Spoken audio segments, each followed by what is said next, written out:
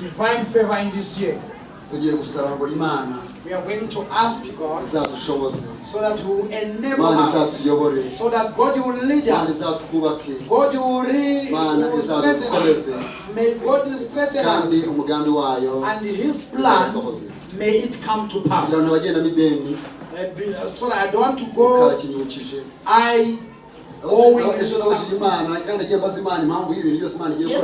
I asked God why He is going to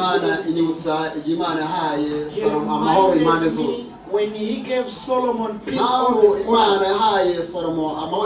The reason God gave peace to King Solomon is because he had prepared, he was about to construct the temple. Yesterday I was told by the Spirit that this year I'm going to give you all the requirements so that you shall build the house. That's the reason I'm going to bless the people and make people so that you begin to prepare, so that you gather all the material to build the house. I received this message yesterday. I'm going to give you all the requirements in this year so that the next year will follow you. This year will be gathering the building materials to construct the house of God. That's the reason God is going to peace. That's the reason God is going to wealth, even a good health, so that you not have a pretext in His plan during the time of constructing the house of the Lord.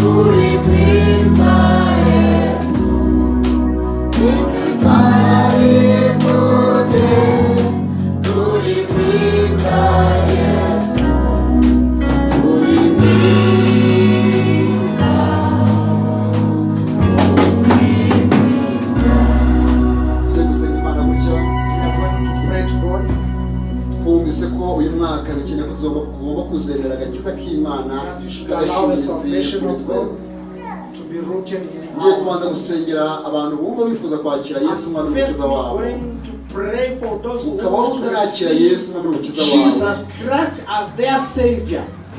If you haven't received Jesus as your Savior, may you raise your hand. If you are among the congregation, you haven't received yet Jesus as your Savior, so that the divine favor from the Lord shall not pass you. Today God gives you opportunity so that you give your soul. If you are among the congregation, you can raise your hand. If you haven't received Jesus as your Savior, if you are among the congregation, raise your hand so that we see. I'm still looking across. It seems we have all received Jesus. Number 2. Secondly, if you are feeling that you backslide, the power want that to defeat the sin they ariko uyu mwaka uravuga ngo mana sinifuza but kwineza imana this year you are saying, Lord, I don't want the divine favor ukeneye to pass imbabazi me. n'imbaraga You z'imana zidasanzwe mu need buzima grace bwawe of God so that you shall receive it. ukaba urimo nawe And you are among the gusengera congregation. imana We ask you to raise your hand.